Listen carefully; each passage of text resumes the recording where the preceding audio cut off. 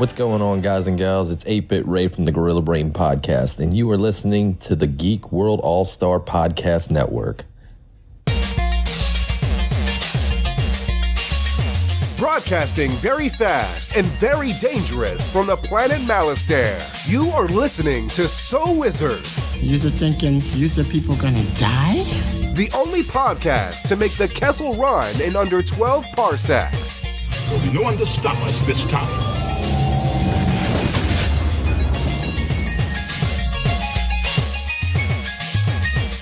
What's going on, everybody? It is time for episode number 258 of the So Wizard podcast. I'm your host, Joey DiCarlo. My co-hosts are the queen of all nerds, Aubrey Litchfield. Never-ending story. do, do, do, do, do, do, do, do. And the expert, Mr. Marquis Marcellus Reagans. Yeah, I don't have any cute songs to sing. What's going on, everybody? You are listening to So Wizard Podcast, where three friends discuss the world of nerd, podcasting weekly. This week, we're going to talk about some nerdy news, including some new movie trailers. We've got our trip to Plastic City Comic Con to talk about with some interviews direct from the con floor. And then we're going to review and react to Stranger Things Season 3. But before we get into all of that, how is everyone doing this week? Marcellus Reagans, lay it on us. What's going on? Nothing is going on. Made it back from Plastic City. It was a fun trip.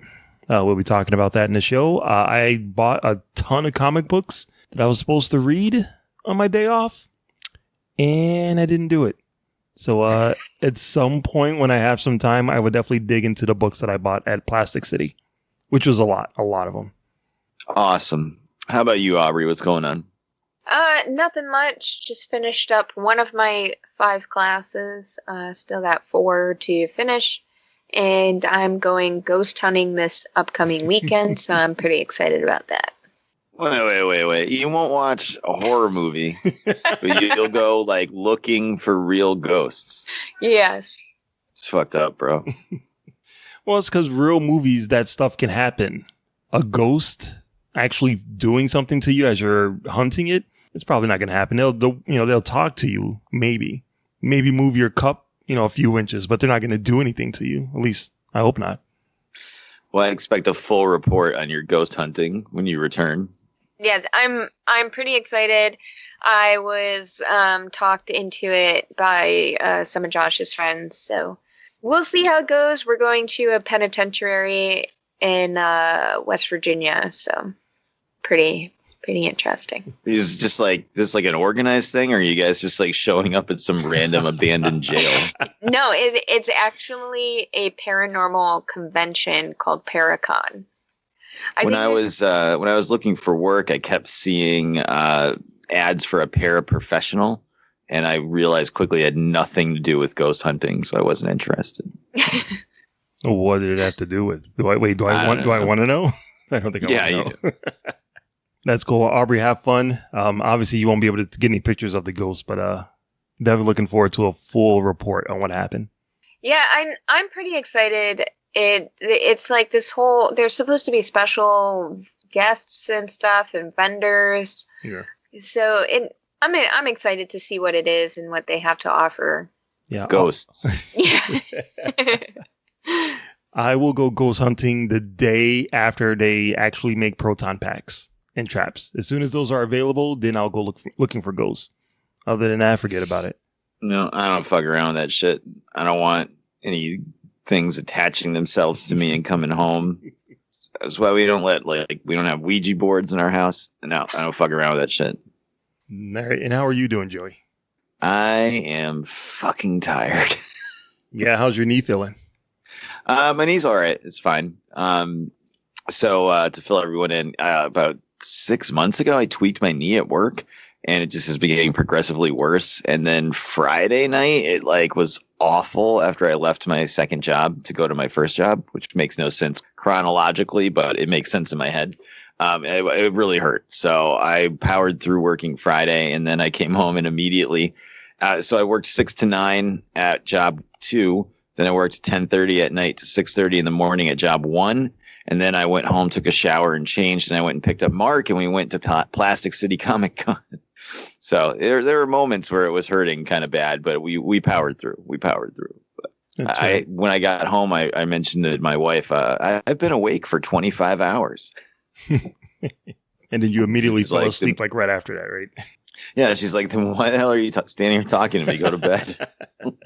It's a good idea. I don't even remember what happened. I literally like laid down and was like, Nice. and fell asleep for like 13 hours. So it was good. Yeah, it's not a full comic book convention unless Joey is limping in some aspect. Doesn't feel right. Yeah, somehow I'm really hoping to not hurt myself before New York. That's the important one. We're going to be there for like 4 days. So I'm telling you, dude, we get you a wheelchair, Professor X cosplay all day. sounds good. Sounds good. So, yeah, we'll talk a little bit more about Plastic City and our day there in a little bit. But before we get into all that, Marcellus, why don't you tell the listeners where they can find more So Wizard Podcast? All right, so everybody can go to SoulWizardPodcast.com where you will find new episodes every week. You'll also find movie reviews from yours truly, Netflix and Amazon streaming picks from our buddy, the awesome Adam Wallyhawk. You'll also find our merchandise there, so you can purchase some of our t-shirts. Look good while you're representing the show. A great way to support Soul Wizard is by doing your Amazon shopping through the link that we keep right on the website. There's a Amazon logo that you can click on, do your shopping, receive your products, and that way you'll be helping out our show. You can also find our social media links there. We have Facebook, Twitter, and Instagram. You can subscribe to us on Apple Podcasts and give us a 5-star review while you're there. You can also find us on the Stitcher Radio app for your tablet or smartphone. We're on Podbean, we're on Google Play Music, iHeartRadio, Spotify, and Podcoin. We also have a Patreon page, patreon.com/SoulWizardPodcast, where you can support our show monetarily, receive bonus content. We also have a YouTube channel where we have new content that goes up every week, every couple of weeks. Most of it from Adam Wallyhawk. So definitely check out some of the videos and let Adam and us know what you think of them. Shout out to everyone in the Geek World All-Stars Podcasting Network. Back to you, Joey. And I have lots of hidden potential.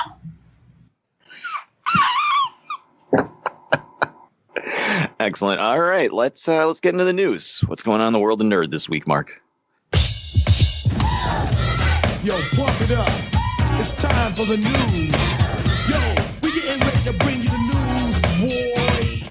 All right, so there actually isn't a lot going on this week in news. There was some kind of clickbaity news story that came up a few days ago regarding the next James Bond movie.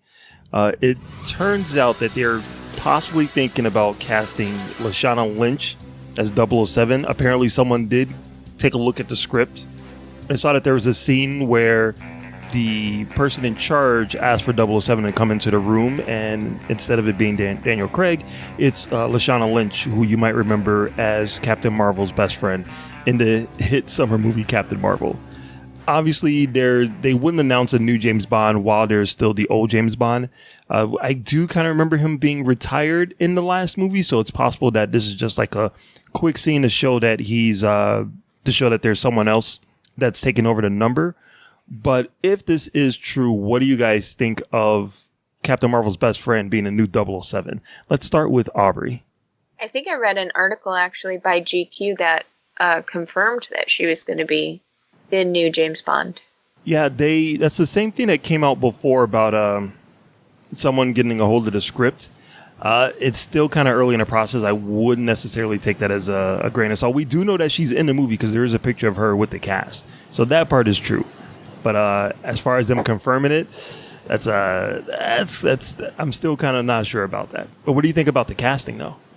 I mean, I'll take it. I have no problem with her. I don't really have too much weight in James Bond in the first place, so it doesn't matter too much to me. But it doesn't. I mean, she is a good actress, so, and she was badass in Captain Marvel. She was legit like one of the only people that actually showed up to work in Captain Marvel. Joey, how about you, man? How do you feel about Lashana Lynch as 007? She's not James Bond, though.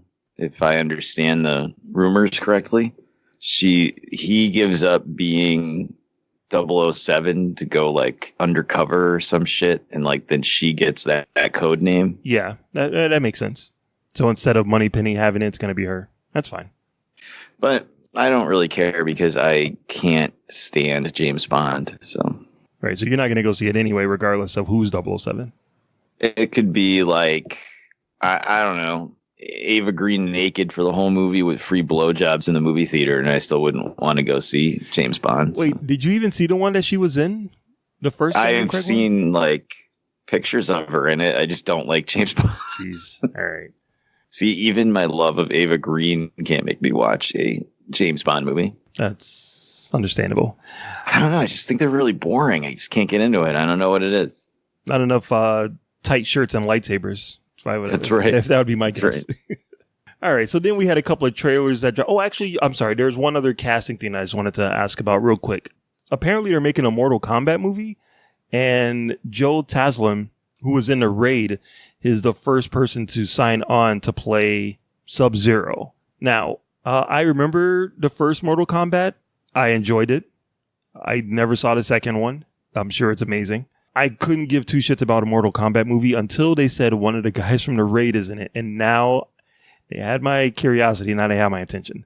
So I am down for this. Joey, how do you feel about Joe Taslim being in Mortal Kombat? Yes, please, all over my face right now. I don't know. I'm really excited about it. I'm also cautiously like optimistic because I don't know what word I'm looking for. All the stuff the people making the movie has said reminds me a lot of stuff people say when they're really big fans of a franchise making a movie in it, and then the movie sucks. Okay. Like when the people that were making Alien versus Predator 2 were all like, we love Alien and Predator, blah, blah, blah, blah, blah, blah. And then the movie was terrible because they're like getting really pumped up and excited online about how they're going to have fatalities in the movie for the first time ever in live action. Fatalities. Like, okay, but what about the rest of the movie? But the first Mortal Kombat is a B movie fucking classic. And the second movie is a bad movie classic. So okay. It's probably one of the best bad movies of all time. So I really can't complain. I'm excited to see what they do with it. Obviously, this dude is awesome. The Raid is awesome. And he's a good martial artist. So it could be really cool. Hopefully they keep the budget low and it's a success. I'm really excited to see what they do. But I'm cautiously optimistic it's going to be terrible. I have faith, even though I don't know who the director is. It is produced by James Wan, so there's that. Aubrey, how do you feel about a new Mortal Kombat movie starring one of the guys from the Raid? I mean, that sounds cool. I heard that the Raid was really good. I never watched it. So I heard it has amazing action. So that would be great for a Mortal Kombat movie. I'm just sad to see what's-her-face go, the chick from Billy Madison. But she played Sonya Blade. Wow, look at that. Yeah. How do I know that? That's crazy. So I guess we'll see how it goes. I mean, can't be any worse. I love the old ones because they're just amazing, amazingly bad. But yeah. Someday I have to get around to watching part 2. Put that on my list. We're supposed to be going on Alterna Comics to do that as a special crossover, but the scheduling is a nightmare. So it will happen someday. All right. So then we had a couple of trailers that dropped too. There was a trailer for the Kingsman prequel. It's coming out in February called The King's Man. Now this is kind of odd because the second one didn't really do that well. It did okay, but I was a little disappointed. And I'm pretty sure people who are a fan of the first one were a little disappointed with the second one too. So in a way, it's kind of cool that they want to go back and make a prequel.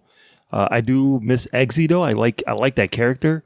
But this trailer looked pretty badass. It looked like it's gonna deliver some badass old school action. And Matthew Vaughn, he's due for a resurgence after the last one. So I think it looks cool. What do you guys think of the Kingsman trailer that's coming out next year? Let's start with you, Aubrey. I mean, I liked the second one, but I also still have yet to see the first one. So that's probably why I like the second one. It was cool. Okay. I remember when I saw the trailer for the first one, I really wanted to see it, and I thought it looked awesome, but then I never got around to actually seeing it, so. Gotcha. But you like the second one? Was it Channing Tatum? Was that like the selling point to get you in the theater? I totally forgot he was in it. 100% forgot that he was in it. All right. So you think this new trailer looks cool? Something you might want to check out? Yeah, I mean, I'll watch it. It looks cool. All right. Joey, what about you, man? What did you think of that trailer? I thought it looked really cool. I love the first one. I think it's pretty fucking awesome. What was the name of the actress that had the knives for legs? Oh, yeah. Oh, fuck. She was the mummy too, right? Yeah, she was La Momia. She was La Momia. La Momia. I find her aesthetically pleasing. So. I was pleased with that, but no, the first one is fucking phenomenal. The second one has a lot of great ideas, but it's a bit of a jumbled mess. So, yep. But it seemed like everybody was having fun when they were making it, I guess. So yeah, somebody got shoved into a meat grinder. It was fine. It was kind of whacked, but so yeah, this looks really cool going kind of backwards, so they can kind of tone down all the crazy tech and everything, and not have to keep one-upping themselves and kind of go back around and get back into like just a kind of a cool action movie. So I'm excited. You know, I definitely think we'll be checking it out for the podcast, obviously, but I'm definitely going to be there, not day one because I have no life and I need to work all the time, but day like 2, maybe. I don't know. Mm-hmm. I just wonder if there's going to be a scene as crazy as Elton John fighting robot dogs in this one. No. Because that would be something they would probably want to shy away from. All right, so then the last trailer I saw that I want to talk about, speaking of old properties with a lower budget, is something called Legend of the White Dragon. I didn't know what the hell this was. And then I saw, when I started watching the trailer, is the guy from the Power Rangers. And I'm like, oh, good for him. I like that guy. He did an interview on Code 45, and he's a really cool dude. The trailer, I don't know. I'd rather hear you guys' opinions on it because I have a feeling y'all know a lot more about this than I do. So what did you guys think of the Legend of the White Dragon trailer, Joey? I thought it was fucking awesome. Cannot wait. I'm hoping it's going to be a Kickstarter. They're trying to make this as a full-length movie, and it's kind of like a not, quote-unquote, not Power Rangers movie that's a Power Rangers movie. Was there a white dragon in the Power Rangers? No, it's kind of like a spiritual sequel to Power Rangers. Okay. Without actually being Power Rangers. Kind of how like Puffs the Play is pretty much like about Harry Potter, but you can't say it's about Harry Potter. Right. So this is basically a spiritual sequel to Power Rangers that is not Power Rangers. Starring a lot of Power Rangers actors. So it looks awesome. Like exactly what I want. Like bad Sci-Fi Channel special effects, like karate, nonsensical sci-fi storyline. I'm like all in. I'm not all in to the point where I'm actually going to contribute to the Kickstarter. Oh, boo. You're not all in then. I'm like half in. But I would definitely be 100% down to watch this when it's released. So, all right, right on. All right, Ari, how about you? How do you feel about this updated, dark and gritty? And I didn't know it was Power Rangers until like 3 seconds ago. Power Rangers movie. It looks okay. It looks like Joey's type of movie, not my type of movie. That's your bullshit, Joey. Yeah. It looks like totally like kung fu, 80s type stuff that Joey would absolutely love. Mm-hmm. Whereas I'm like, oh, this is really boring. All right. I will say that one that I know I just was like joking about not backing the Kickstarter, and I would totally back the Kickstarter, but there's no physical release of the movie. So I'm out. Not paying $50 for a digital download. Thanks, guys. Oh, come on, man. It's 2019. It'll be 2024 when this movie comes out. So, there'll be no such thing as DVDs. You can't rip it onto a Blu-ray disc for $50. There's not going to be such things as a Blu-ray disc in 5 years, dude. They still make records, Mark. That's true. I really like the dude that played the White Dragon. Even though I've never watched, I don't think I've ever watched a full episode of the Power Rangers except for the first one. But that guy seems really cool. I really like the interviews that he does and his appearances in Comic Cons. Seems like a cool dude. So I would definitely check out the movie when it comes out. I don't know if I would support it, but I don't know, maybe. But if you are a big Power Rangers fan and you want to see the Power Rangers in kind of a updated version, yeah, definitely check out the Kickstarter. The movie is called Legend of the White Dragon, and support it. Get your mature Power Rangers movie if you've been dying to see it. I have not. I just give me a sequel to the one that came out a couple of years ago with Princess Jasmine in it. That's all I want. It's never gonna happen. Yeah, I can dream. I have a lot of dreams about Princess Jasmine, and most of them don't involve a Power Rangers sequel. Perfect. All right, so so that's it. That's all I got for the news. Awesome. All right. Well, now let's jump into our coverage of Plastic City Comic Con.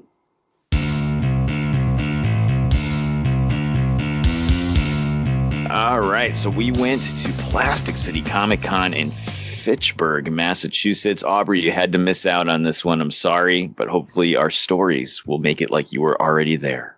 It's a one-day con held in a ice hockey rink. Yeah, that's right. And it's really cool. It's put on by our friend Keith Gleason, who we've heard on the show before. He is the creator of Mighty Mascots comic book series. And he puts on the show every year, $5 to get in. Lots of comics, lots of comic creators. And we went there and hung out with our friends from Alterna Comics at their table, as well as Chris from Arguing with Myself was there too. So we had a little podcast posse, and we had a good time. What did you think of the show, Mark? It was good. It was good. I was kind of bummed that I missed out on it last year. There was definitely some artists that I was hoping to see again when we went this year. And I did. I ran into them, which was really cool. So I was able to pick up some swag. I got a handful of books. I ran into our buddy, friend of the show, Mark Mestal, who you might remember from the show like a long time ago. He helps run BeanCon that we do every year. I know him as a promoter for doing the cons. I kind of forget that he's actually like a comic book artist too. So when I saw him at the table with his books, I was stunned. I'm like, I've been going to BeanCon for years, completely forgot he was an artist. So picked up a couple of his books. They're beautiful. I actually can't wait to read those. Those are really, really cool. And when I went there 2 years ago, there was a comic book called Juvenile Diversion that I picked up that looks like a Saturday morning 80s cartoon. Like the style of it has that look of it. It has to deal with high school and music in the 80s, and it's a web comic, but the artist put it together for physical books. And I got the first one last year, and it was pretty cool. Really wanted to get the other ones, and I was glad to see that her and her husband were there. And you'll hear an interview from them later on in the show. But I picked up a couple of their books, which was really cool. I also picked up some bumper stickers from this amazing artist named John Mills. He has a bunch of really cool like Avenger stickers. There was a big one that said Wakanda Forever on it that as soon as I saw it, I'm like, yes, that has to come home with me. So I grabbed that one. I grabbed a Falcon one that said On Your Left. And he's a really cool dude. I had a lot of fun talking to him. And I also picked up some books from Alterna Comics. They are a comic book company that does print on newsprint, old school newsprint. And because they do it on that type of paper, their prices are really low. So they had a really nice sale going on, and I picked up a handful of books from them, including Mighty Mascots from Keith Gleason, which is very cool. So I got a stack of books that I have to read, and I will hopefully get to them soon. But yeah, it was good. I had a lot of fun. I got to get my books and pick up some stickers and chat with Alterna Comics and chat with Tim Jones of Sour Grapes. Check on him. And yeah, it was good. I had a lot of fun. Cool. I played trivia against Mitch, the creator of Terrific Con, which will be the next convention we're heading to in August. And that was pretty cool. You can see that eventually on the Alterna Comics YouTube channel. And probably the funniest thing that happened the entire time. And you weren't even around for this, were you, Mark? Oh, yeah. I was there. It started off with, why is Plastic City called Plastic City? That's right. And then I was hanging out at the table with John from Alterna Comics, and this guy approached us, and he had a T-shirt on for a cartoon called The Loud House. Aubrey, have you ever watched The Loud House? I have not. I've heard of it, but I haven't ever watched it. The best way I can describe this person, Aubrey, is in terms that you would understand, is GameStop customer. Ew. And he was talking to John about his podcast, and John was telling him about Pina Comics, blah, blah, blah, blah. And then he says, have you ever heard of the cartoon The Loud House? And I was like, uh-oh, here we go. And he reaches in his bag and he pulls out a binder that had to be like, I don't know, probably like 6 inches thick. And he's like, I love the show. And he started describing it. And then he said, this is my fan fiction. Awesome. About the Loud House meeting DC Comics. And it was literally like 200 pages long. And it kind of reminded me of like Kevin Spacey's journals from Seven. And John was just trapped listening to this guy explain his Loud House X DC Comics superheroes fan fiction that was like fucking like War and Peace for like 10 minutes while I like snuck off out of their peripheral vision and like danced. I couldn't believe it. That was the funniest thing that happened all day. That and when John was trying to interview Keith and some woman interrupted the interview to talk about donuts for 10 minutes. Yeah, that's the incident I was talking about. That was fun. But yeah, I mean, it was a really cool show. And then we went to our traditional post-con meal of Buffalo Wild Wings. Yep. And I ate a lot of wings. Per usual, per tradition. Yeah. Yep. And then, then we drove home and I collapsed and went to sleep. But thankfully, Marcellus, you got a lot of interviews from the con that you will now present to us so we can remember it. If we weren't there, we can experience it. Yep. So you're going to hear my interview with Tim Jones, my interview with Dean and Heather Farrington, and my interview with Peter Samedi, the man behind Alterna Comics. All right, Whiz Kids, Marky Mark, So Wizard Podcast, Plastic City Comic Con. I am here with Peter Samedi, the man behind Alterna Comics, who you might remember I talked about a couple of years ago when I got some of their swag, but they are back here at Plastic City with a whole bunch of new books, and I definitely couldn't stay away from the nice sale that they had going on. So, Peter, how you doing today, man? I'm doing good, man. How are you? I'm good. Can you talk a little bit about Alterna Comics for the people who have not been familiar with it yet? Yeah, Alterna Comics is a creator-owned comic publisher. We're independent. We've got all kinds of genres of comics, horror, sci-fi, fantasy, action, superhero, all kinds of stuff for all ages, too. And we've been around for about 13 years. We're going into our 14th year, and we're making a big splash the past 2 years by making newsprint single issues, average price at $1.50 a piece. So that's multiple comic books, multiple titles for $1.50 per book? Yes, that's correct. That is amazing. Now, a lot of people aren't familiar with newsprint as opposed to regular print. What is the special quality about having these new books printed on newsprint? Yeah, the newsprint allows us to make these books so affordable because of the fact that it's probably the most inexpensive paper stock in the world. It's a paper stock that's combined with the pulp of other kinds of paper products, and it's still widely used. It's probably the most widely used paper stock in the world. So because of that, we found multiple printers that are able to help us out, but we're really comfortable with the printer we're using right now out in California, and they're doing a terrific job on these. And the comics look fantastic. They take the modern coloring really well. These are not the newsprint comics of yesteryear, even though I love those dearly. The coloring is so much better on these. The quality is great. Yeah, I was just about to say that. Even though it's on newsprint, which I remember from when I was a kid, looking at the colors now, they look amazing. So the books are really high quality. Peter, if people wanted to get an idea of the library that you have for comics and they wanted to maybe pick some up, is there a place that they can shop online to pick some up? Yeah, definitely. You can go to alternacomics.com/retailers to find a local comic shop near you that carries Alterna, or you can visit us directly and order at alternaaccess.com, and we've got everything up there.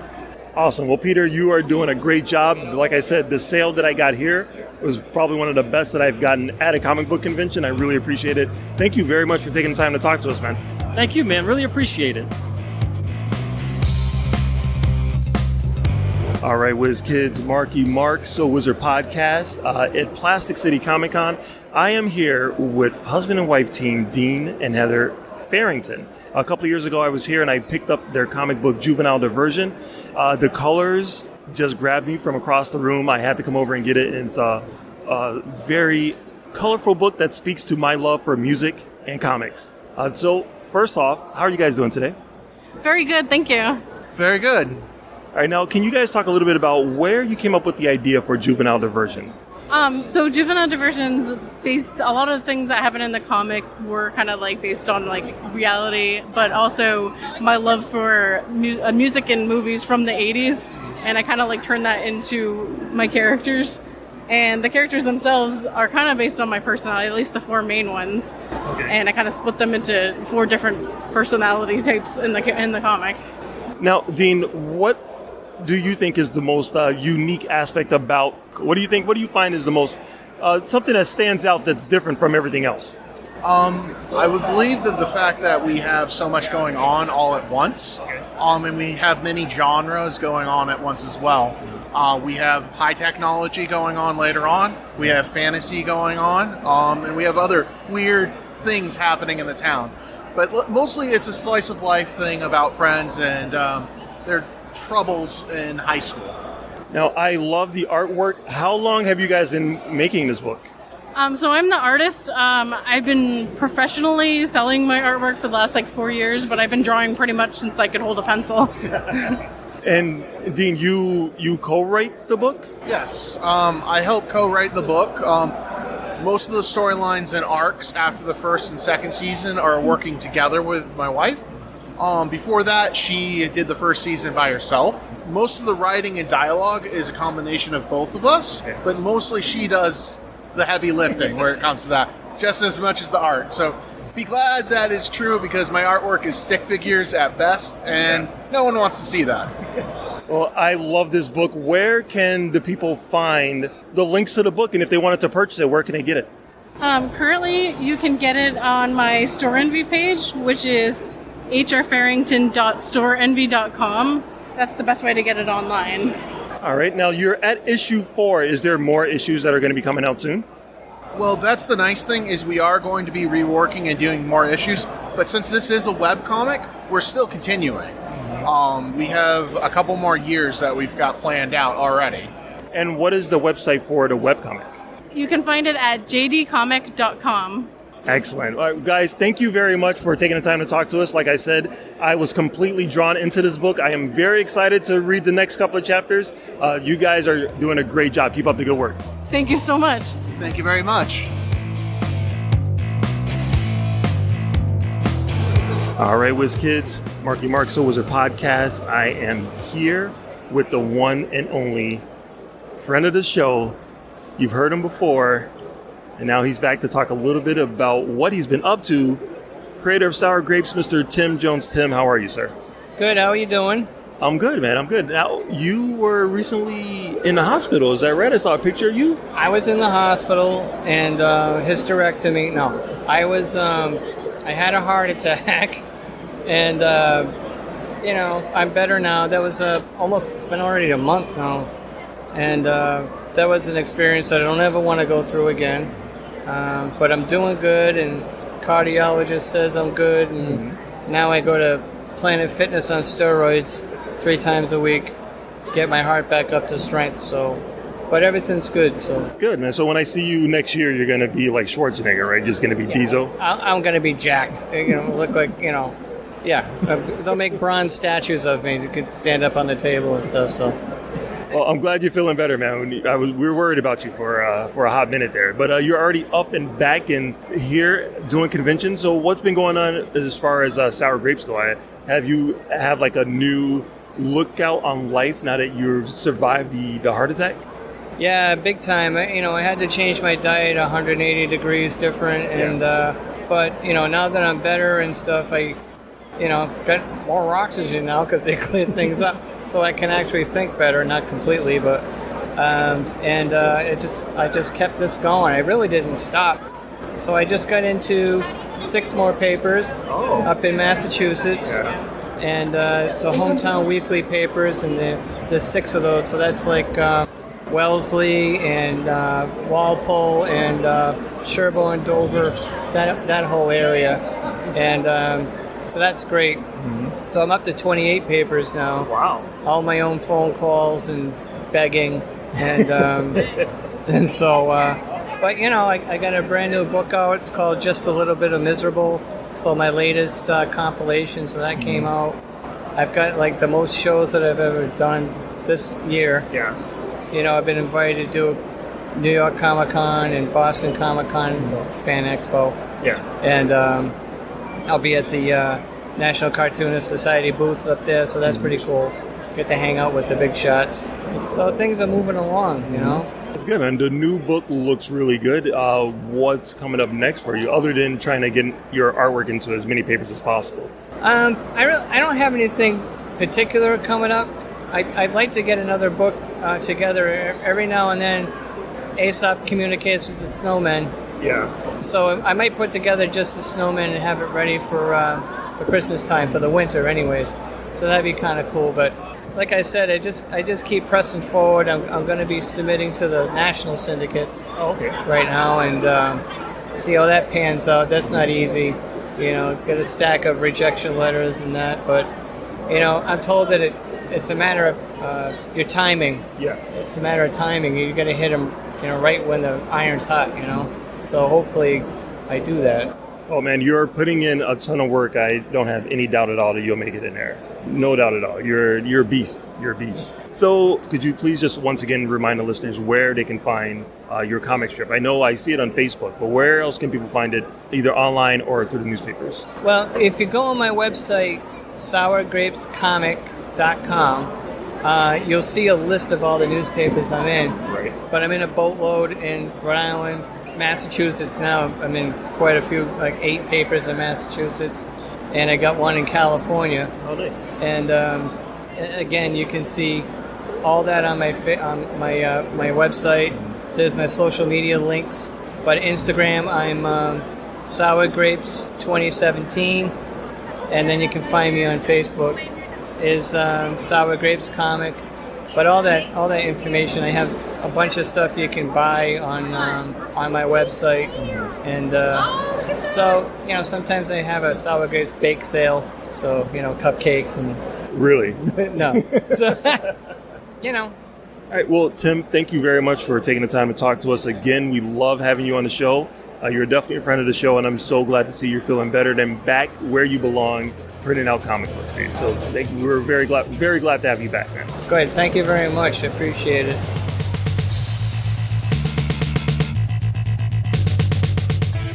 All right, and we're back. Fantastic. Plastic City Comic Con is in Fitchburg, Mass. I'm sure there'll be one next year. If you're in the area, come check it out. Like we said, it's only $5 to get in, and a lot of cool comics and indie comic creators are there. So plasticcitycomiccon.com. Now we're going to take a quick break, and when we come back, we're going to talk all about Stranger Things Season 3. Terrificon, Connecticut's biggest Comic-Con, returns to Mohegan Sun, August 9th to the 11th. Meet Billy D. Williams, Val Kilmer, Doctor Who's John Barrowman, and the voices from Animaniacs and Thundercats. New England's largest guest list of comic book artists from DC and Marvel Comics is at Terrificon on August 9th to the 11th at Mohegan Sun. Tickets on sale now at Terrificon.com. And we're back. All right, guys, we gave you guys 2 weeks to watch Stranger Things Season 3, and now we're going to talk about it. We'll do a little non-spoiler, and then we'll jump right into spoilers, but we will play a sound drop letting you know when that's going to happen, so you don't have to worry about it if you haven't finished yet. First question, how quick were you guys on watching all of the season, Aubrey? It took me a week to finish it just because I had class and everything, so I finished it this past Friday. Marcellus.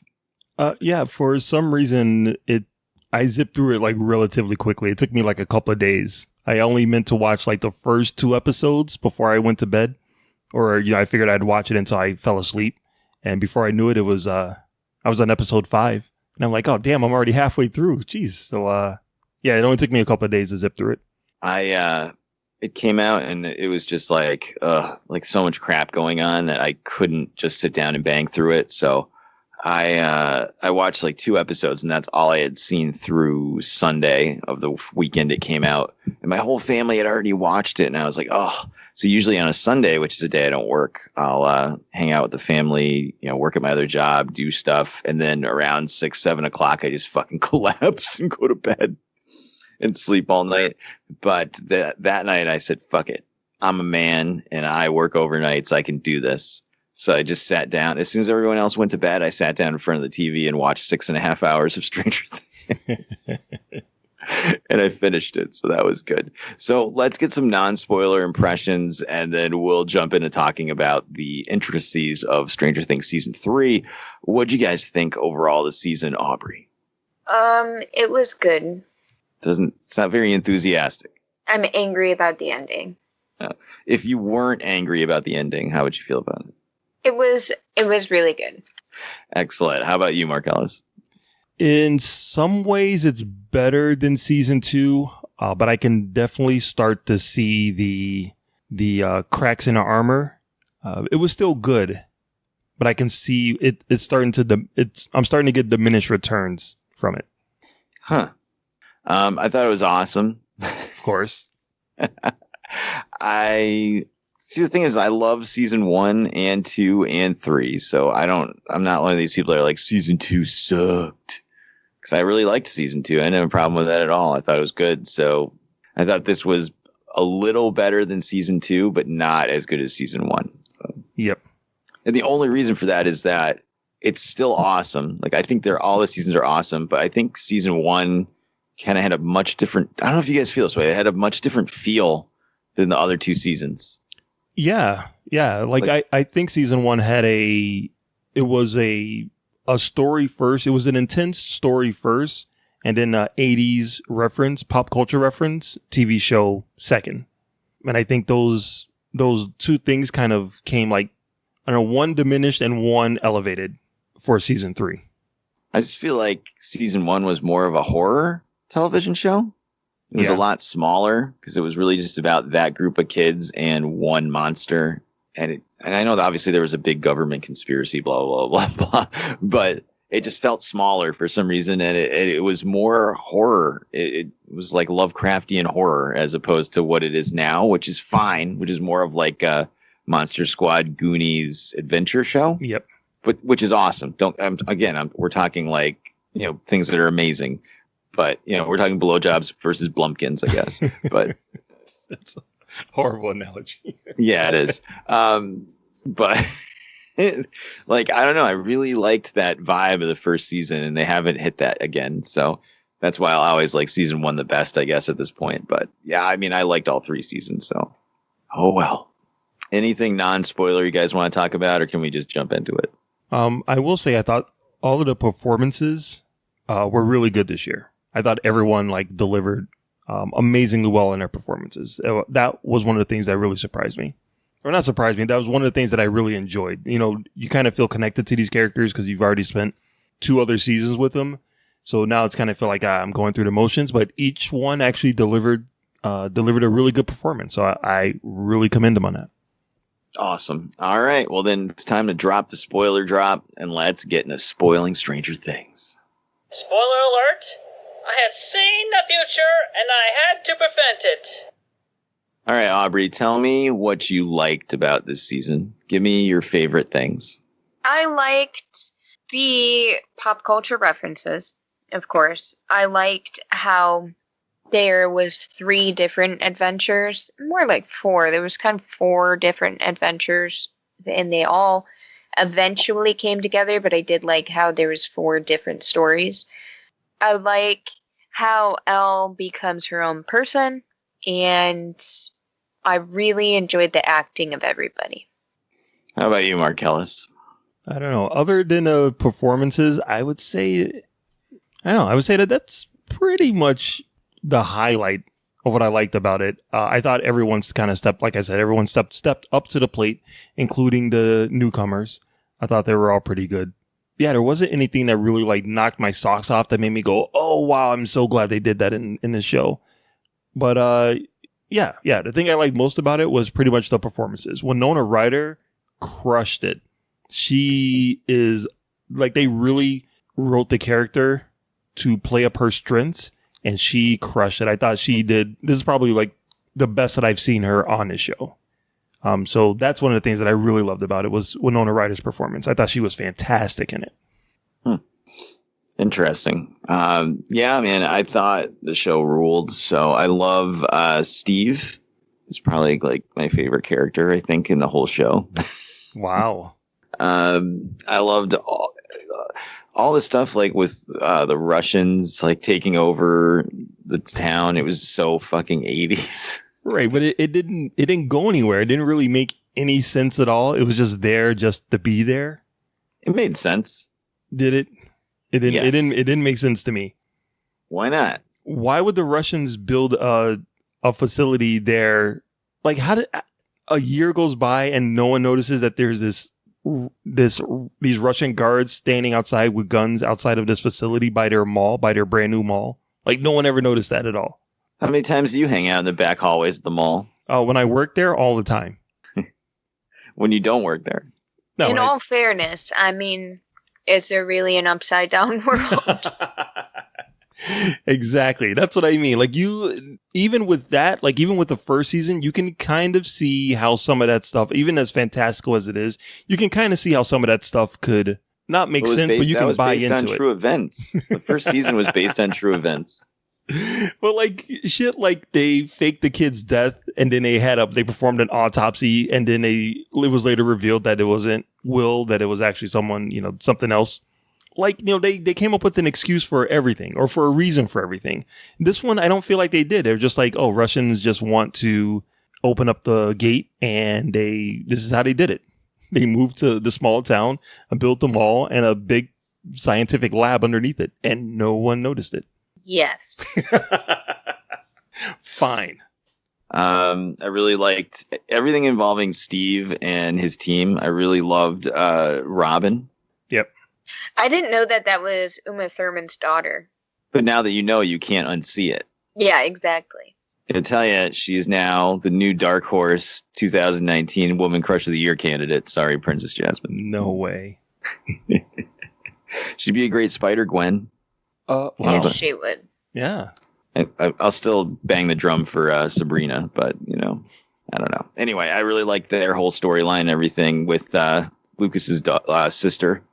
Yeah, I was glad to see her come back in. And she was in a lot of the episodes. I thought she was just going to be in like 1 or 2 episodes, but she was actually in a lot of them. I was glad to see her play around with the big kids. I thought that was fun. I liked the Mind Flayer. I thought a lot of people died in this. You mean like they did? I was surprised. It was kind of morbid. Like, you mean like who? The Russian scientists? No, the townspeople. Like the Mind Flayer infected like 200 people, and then they all walked into the steel factory and turned to goop that became the Mind Flayer. Yep. It was like 200, 300 people just fucking died one weekend. And nobody noticed. And it was like men, women, children, elderly people. Like no one was spared. Yeah, there was absolutely no questions about why so many people died in that small town. They kind of addressed it at the very, very, very, very, very end. And they said that it was like a cursed town.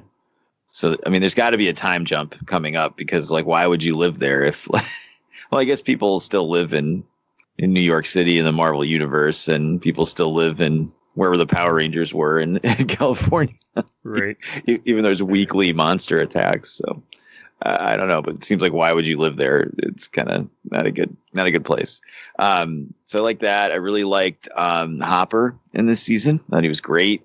I felt like kinship with him as a father. You didn't think he was a little like intense, more intense than he was like in season 1. Like season 1, he seemed like he was very like just not subdued, but very like he wasn't like on the edge all the time. You know what I mean? I feel like they explained that though.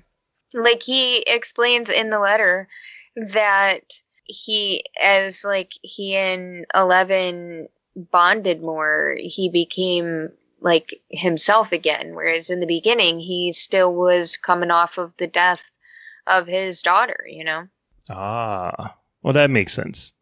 I kind of like subdued Detective Hopper, take no nonsense Hopper, instead of dialed all the way to 11 all the time Hopper. I liked Hopper. So I did like that. Yeah, I mean, those are the things I liked the most about it. So I guess we'll just have to get into what we didn't like, though. So, Marcellus, what didn't you like, other than the fact that they didn't explain how the Russians took over the mall? No, I understand that it has to be a thing where us as the characters, us viewing the story as the characters, have to be surprised that the mall is actually taken over by Russians. Like, that has to be a surprising thing. I understand that. But I was kind of expecting something at the end to kind of say, this is what they were doing, or this is how it happened. You know what I mean? I just wanted some little piece to, just kind of like Will's body in season 1. I just wanted like a tiny little thing to just button it up. But as far as things that I didn't like, if I don't see any more rat guts for the rest of my life, I'm fine. Totally fine. That was just like right around episode 4. I'm just like, I'm done. 11's nosebleeds seem to be out of control this season. Like, it was like every other scene her nose was bleeding. She was using her powers a lot more and more intensely. Yeah, and it showed. There's a lot of blood. Like, how is this girl still walking? She's lost so much blood. I really wish that they would give Will something to do other than cry about not playing Dungeons and Dragons. I mean, I get that that's what they needed. They needed to show that change of the characters, that kind of growth in them. But I really wanted him to, he's been missing out for like the past 2 seasons. And I really want him to step up and play like a real key part in this story. Because he's a really good actor and he never gets to do anything except for, be consumed by a creature. So I really want Will to step up, or I really want them to write a good story for Will in the next season. Because I don't think he was just kind of there. I've waited that whole season. I waited for him to do something, like waited for his connection to the Upside Down to like do something other than give him like goosebumps on the back of his neck. I wanted something else to happen and it never did. So yeah, I didn't like that at all. All right. What about you, Aubrey? How about some things you didn't like? The ending. What was wrong with the ending? Hopper died. Did he though?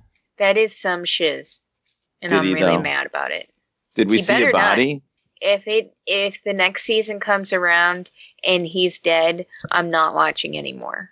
Did a doctor come out and proclaim him dead? I'm just saying. You If the next season comes out and he is dead, I'm not watching anymore. For the record, Mark my words. I'm not watching another Game of Thrones. I'm not watching Game of Thrones either, ever again. I already lost my woman, Lyanna Mormont. I want nothing to do with losing Hopper. He better come back. 11 has lost too many people in her life to lose her father figure. That is some bullshit. I'm pretty sure he jumped into that upside down crack. He better have done something. Well, one of the things that I do believe that this show tries to do more this season than any other season was just reference 80s movies, period. Like, it didn't really care like if the storyline worked or if the characters really worked. The thing that they wanted to do is go, all right, we need Hopper in a big bushy mustache and a Magnum PI t-shirt because that was big in the 80s. We need a guy with the spiky hair and, very simple words to say because we need a Terminator type character. It didn't really matter if it fit. We just need the character. So with the ending of this, I'm pretty sure they're just going to take after any other 80s movie, specifically The Search for Spock. There was a big climactic crying scene at the end of Star Trek 2. And then the next movie was all about Search for Spock. So I guess that's where they're heading for this one. So season 4 will be The Hunt for Hopper. There you go. When is you just season nailed 4 it. coming out? That's the other question I have. When is it coming out? I don't know. They're supposed to start filming this fall. They should be filming now because I'm It should already be done. It should be available tomorrow. yes, because I'm some sort of piss. All right, Joey, what didn't you like about it? Not much. There was not much I didn't like about it. One thing that kind of weirds me out, and I don't know if anybody else feels this way, but isn't like 11 kind of like special needs? No, I don't think so. Like She does seem like delayed in some aspects. Like she hasn't, like her speech is choppy. Yeah. Right. So isn't it kind of creepy? I dump your ass. I dump your ass. Isn't it kind of creepy that Mike was just like, all right, I'm going to meet this girl in the special ed class and make out with her all the time? I don't know if I find that creepy. I It's think I kinda find it weird to me. creepy I don't watching know. children make out, but Well, they didn't like show him like getting hot and heavy or anything. Jesus. no, but still, I was uncomfortable watching that. I don't know. I wouldn't even. The door has to be open at all times. I don't know what this 3 inches rule is. The door should just be open. There just shouldn't be a door. We just gotta take the fucking door off the hinges. Imagine when Janine brings home a guy.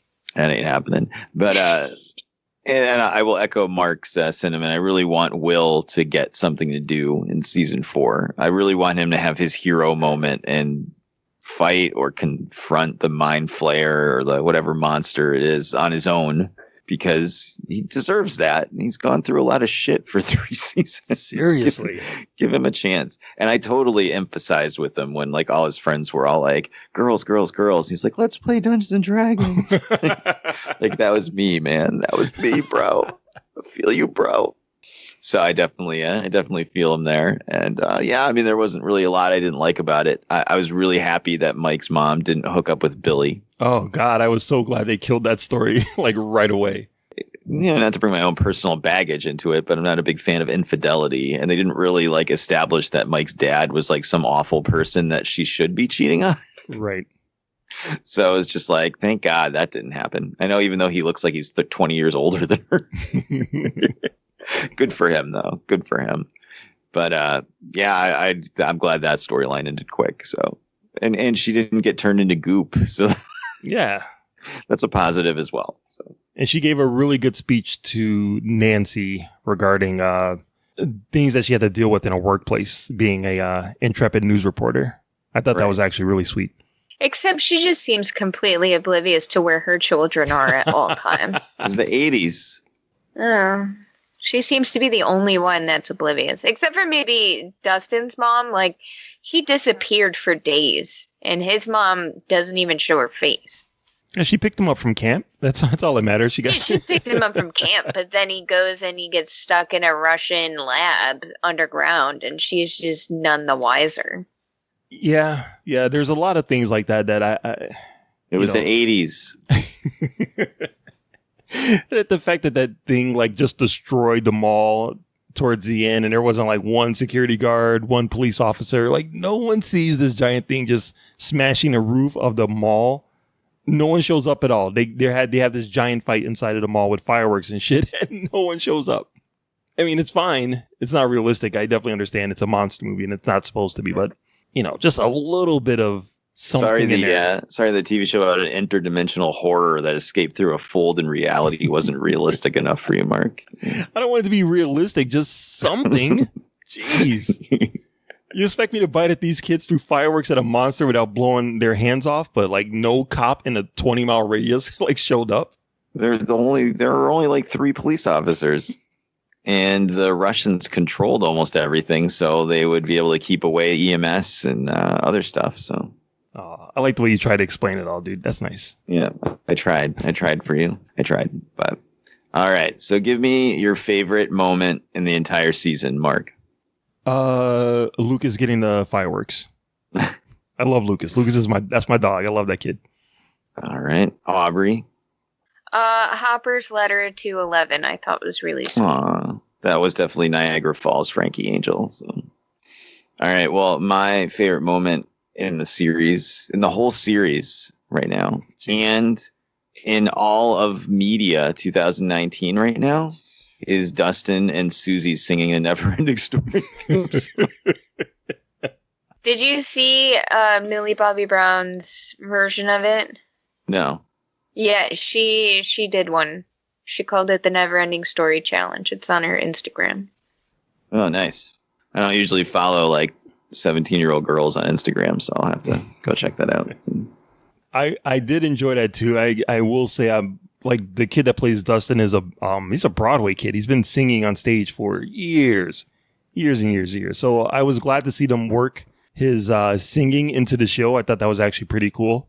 But The best thing about that sequence is as they're singing and you're thinking it's going to end at any second and it just goes on and they do the split screen of them singing and then they show Steve and a girl in the back of the car being chased by the monster and they both kind of just turn around like to the music like what the hell is going on? That was the best part, was it just kept going and there was still a giant monster attacking them during all of it. And Russians like trying to kill Hopper and Joyce the whole time. And it's just like, meanwhile, they're singing the Never Ending Story theme song. I hope that is what we see of Susie. She never has to get drawn into any of this crap. I don't want her to show up to visit or something next season and have to deal with monsters. I just want her to be pure and happy and singing Never Ending Story. She's definitely going to show up right as Dustin is starting to fall for like some other girl. And that's when she shows up. They got to do that whole like teenage drama stuff. It's going to happen. I guarantee it. By the way, she's got to show up because everybody loves that scene. Yeah, they're not going to let that go at all. And the other person that really impressed me besides Winona Ryder this season was the girl that played Max. She was really good. I really enjoyed her and Eleven's scenes together. I thought they played off each other really, really well. I was stunned because I remember her from last season. She didn't stand out to me at all, but this season she was amazing. She also did really good, like showing emotion when Billy died, because the last season that she was in, they kind of had that fight and everything like that. Yeah, he was a real douchebag last season. I don't know. He's another character that I kind of feel like they had to figure out a way to get him in there. And, the sexy lifeguard thing was one way to start it. And then I'm sure at some point someone was like, no, we just got to make him the bad guy. We got to make him the vessel for the bad guy. All right. So where do you think it goes from here, Aubrey? Well, Hopper better be alive. That's all I care about. I'm sure he's the American inside of the Russian cell. I read, though, that they did that to make people think about it. Yep.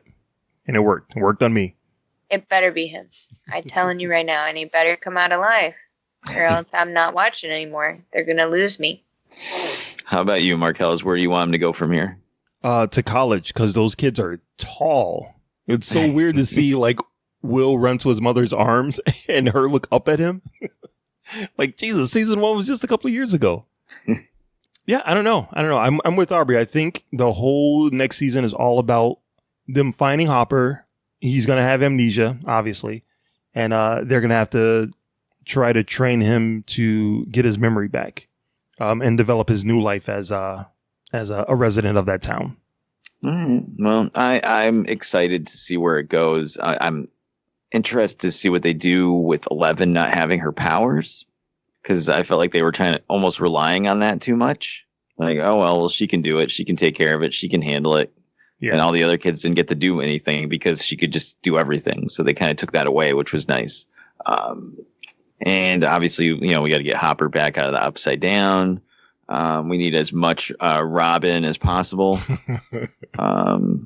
There's no way that Robin and Susie aren't going to be big parts of the next season after how popular they were after this season. So, Yeah. And then, hopefully they'll be able to finally defeat the Upside Down forever and leave and go off to college and be happy, healthy lives.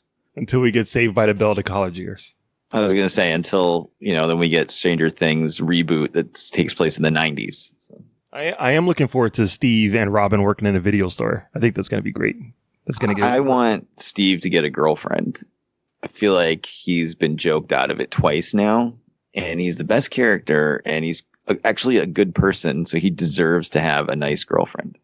Yeah, do you think him and Nancy get it going again? No, Nancy's dating, what's his name? Yeah, but, that can't last. It'll last. No, didn't they break? Didn't she move away? No, he moved away. Yeah, Steve's in, they broke up. Steve is in there, dude. No, there's other girls in town somewhere. It doesn't have to be Nancy. All right. They already tried that. It didn't work. But hopefully he gets a girlfriend. So that would be nice. Anyway, so that's what I got. So tell me, let's wrap it up. Let's rate this thing on a scale of 0 to 5, with 5 being the best and 0 being the worst. Aubrey. 4. Ooh, 4. If Hopper's alive in season 4, does that raise your number up or no? Yes. Okay. So 4 asterisks. Yes. How about you, Markellis? I am going to agree with Aubrey. I'm going to give it a solid 4. I am going to give it a 5 out of 5. Jesus. Fucking loved it. Yeah. And you know what? And some people will eventually understand, and some people understand right now, but it's the only show right now on TV that my entire family can watch and agree on together. And I know that seems weird to sit down with your family and watch a show where rats are exploding into guts.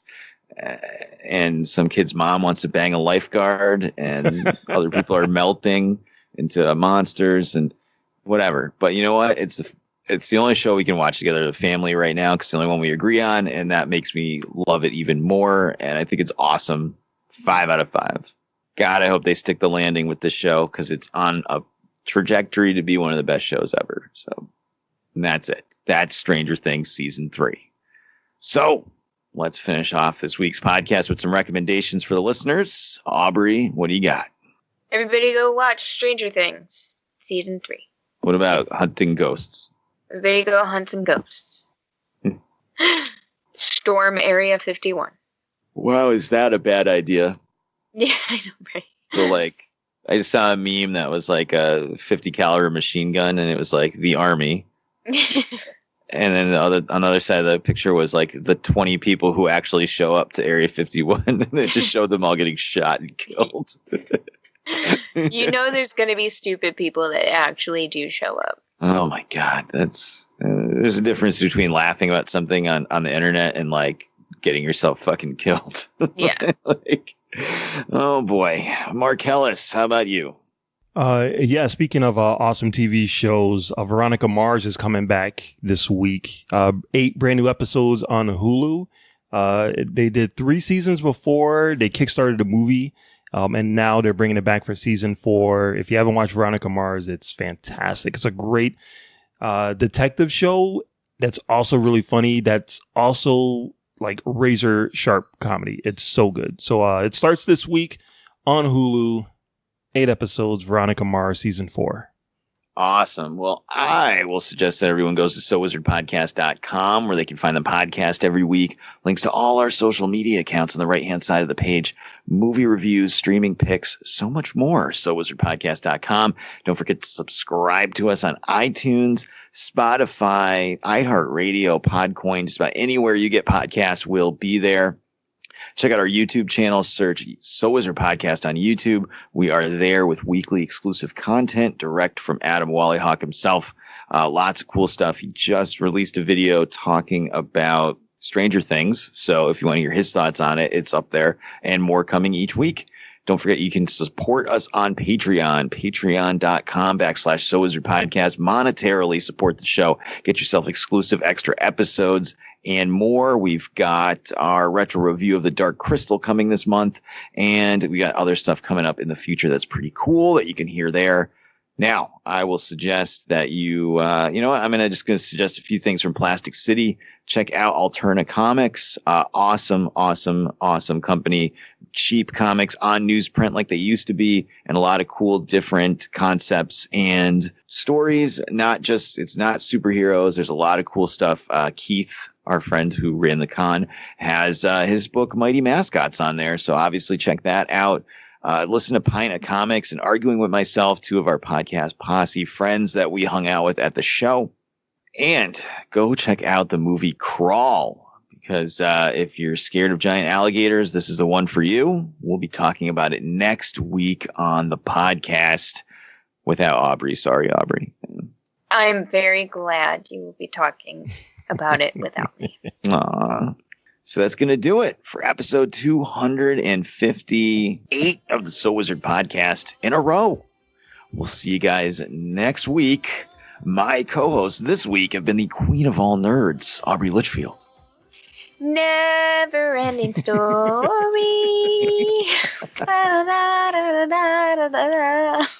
And the expert, Mr. Marcellus Reagans. Shout out to Jar Jar Jeremy. Shout out to Pint of Comics. Shout out to Arguing with Myself. Shout out to Keith. Plastic City Comic Con 2019. Wakanda Forever.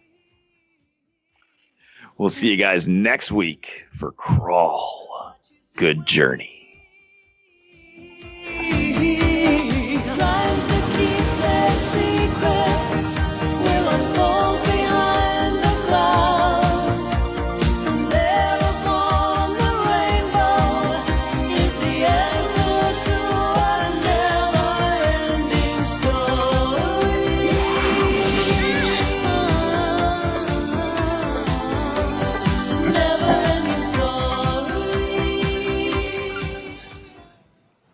I've never seen this video before. Holy shit. It's really 80s.